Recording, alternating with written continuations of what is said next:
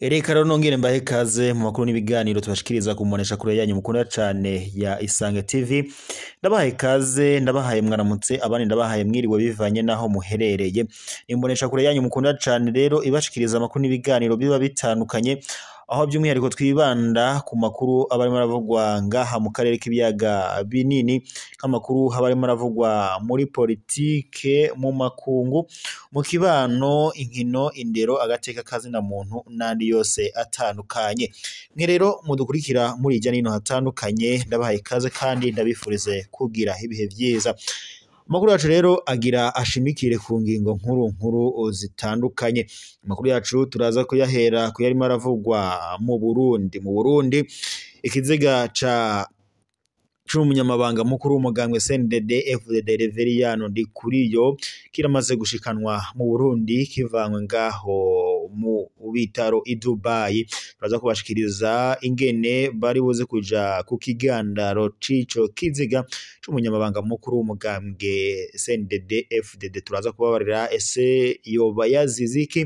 Amatohoza yacu ngaho mu Burundi araza kudusigurira ivyoba icoba catumye uyu munyamabanga mukuru abura ubuzima. Turaza kubandaniriza amakuru yacu n'ubundi mu Burundi. Imiryango ifite ababo baguye mu ngwano muri Repubulika Iharanira Demokarasi ya Kongo bariko baridoga ko boba babujijwe kujya ku kigandaro cy'ababo bapfuye. Turaza kubashikiriza ingene imiryango yatubariye ku buryo bw'idonido. Murabizi ko hari abasoda benshi baguye mu bitero byahuje imigwi itanu, byahuje igisoda c'u Burundi ndetse n'ujya muhari uri muri Kongo mu M23. Ni amakuru rero mwagiye murashikirizwa mu minsi iheze.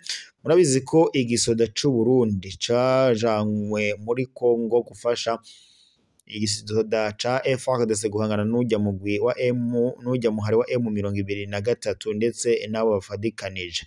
Turaza kubabarira rero uburyo imiryango yemeye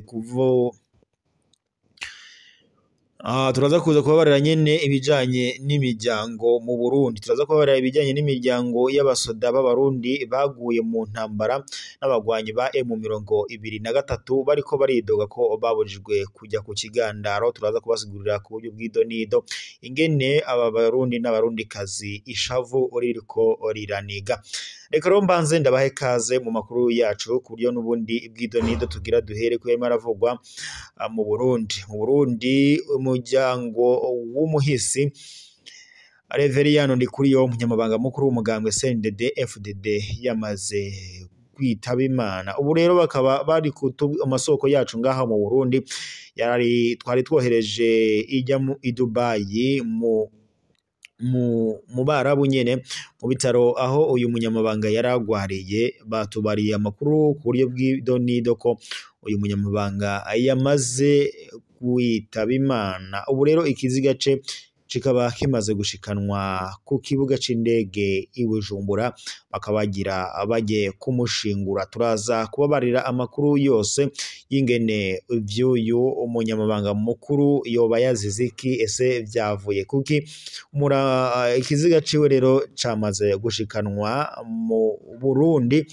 Mu kanya baraza kujya kukijana ku maziko ku Kirimba. Reka rero tubandanye n'ubundi mu makuru yacu. Mu makuru yacu n'ubundi mu Burundi ishavuriraniga mu banyagihugu b'abarundi, by'umwihariko imiryango yaburiye ababo mu ntambara iriko irabera mu buseruko bwa Repubulika Iharanira Demokarasi ya Kongo, aho rero abasoda b'abarundi baguye mu ntambara bari bahanganyemo n'abagwanyi ba M23. Iyi miryango y'aba basoda bakaba bariko baridoga ko bangiwe kujya ku kigandaro. Mu Burundi imiryango myinshi yarapfishije abayo, ni ukuvuga abasirikare ba FDNB bafasha bafatanyaga n'abasoda ba FARDC guhangana n'ujya muhari wa M23 harimo n'ingabo za Kongo ndetse n'abafasha bazo kurwanya bariya baroberi bo mu muhari wa M23. Iyo miryango rero ikaba ivuga ko yabujijwe kugandara. Ishirahamwe SOS Media Burundi yaragendeye imiryango yo mu ntara ya Cibitoke mu buraruko bushira uburengero bw'u Burundi. Amakuru rero dushikirizwa ni itangazamakuru SOS Media Burundi kivuga ko iyo miryango yemeye kuvugana na SOS Media Burundi nyene. Ikaba ari imiryango yo mu makomine atandukanye nka Mugina, Mabayi, Bukinanyana ndetse na Buganda. Nk'uko rero intahe zabo zivyerekana, haciye indwi irenga bamenye urupfu rw'ababo muri iyo miryango nyene, bamenye nyine urupfu urwabo mu miryango yabo bari baragiye kurwana ngaho muri Repubulika Iharanira Intwaro Rusange ya Kongo. Amasoko yacu yiyamiriza agira ati ariko indongozi za politike n'igisirikare ndetse n'abasirikare baratubujije kugandara. Aba rero ni bamwe mu baturage cyangwa se ni bamwe mu banyagihugu b'Abarundi bariko baridoga ko indongozi za politike ndetse n'iz'igisirikare bo barababujije kugandara mu gihe abana babo bamaze kugwa mu ntambara irimo irabahuza n'abajya baroberi ba M23. Muri komine ya Bukinanyana rero nka karorero, ikinyamakuru SOS Media Burundi ndetse n'andi matohoza yacu yose carahuye n'imiryango ine abayo bapfiriye mu buseruko bwa Repubulika Iharanira Intwaro Rusange ya Kongo mu ndwi ziheze. Baba mu turere twa Mikoni, Myavye ndetse habakaza na Sehe na Bumba. Imwe rero mu nshuti y'umuryango umwe mu yafishije ababo bayo yavuze ati mu ndwi iheze hagati ino imiryango myinshi yamenya ko abana babo bapfuye. Yongeye ko agira ati ubuyobozi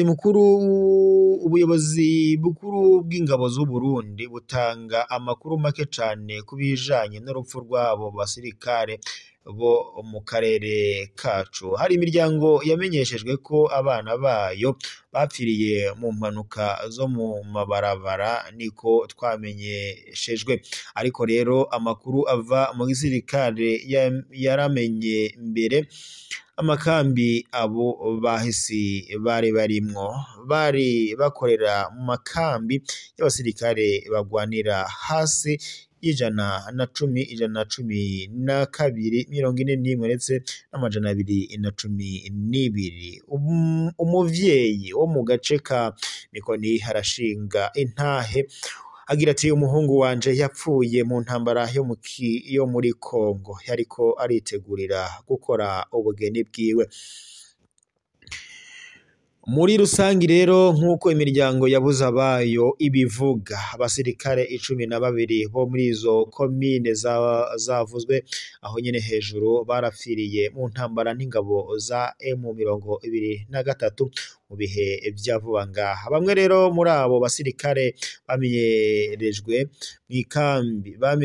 mw'ikambi ya Mudubugu mu ntara ya Bubanza mu burengero bw'u Burundi, imbere yuko barungikwa muri Repubulika Iharanira Intwaro Rusange ya Kongo. Bashoboye kuja gusezera abavyeyi babo abakuru b'igisirikare batabizi. Imiryango y'abasoda b'Abarundi bapfiriye mu ntambara n'ingabo z'umuhari M23 iri kurasaba ubutegetsi bw'u Burundi ngo bitumenyeshe. Ntituzi nimba ibiziga vyabo vyaratahukanywe mu gihugu cabo canke bitaratahukanwa mu gihugu c'u Burundi. Muri komine ya Buganda, inshuti y'umusirikare yapfiriye muri Kongo kw'igenekerezo rya 19/0 yavuze ko uwo yahamagawe byihuse ngo anyarukire mu ngabo bakorana muri Repubulika Iharanira Intwaro Rusange ya Kongo mu gihe yari mu karuhuko.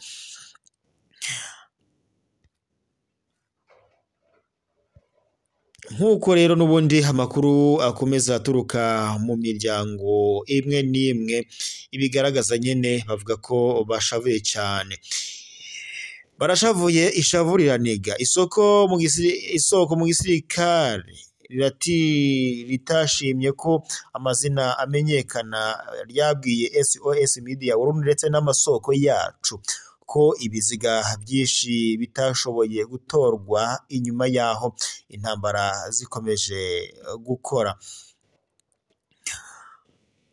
Ibya Cibitoke sivyo byonyene, iyindi miryango myinshi yo mu ntara zitandukanye z'ico gihugu yitabye co kimwe gitoyi ico muri Afurika y'ubuseruko nayo nyene iriko iraca muri izo ngorane nyene. Muri Kongo ingabo z'u Burundi ziherekezwa n'abanywanyi b'umuhari w'urwaruka rwa CNDD FDD umugambwe uri ku butegetsi bazwi nk'imbonerakure ufatwa nk'ishirahamwe mpuzamakungu ONU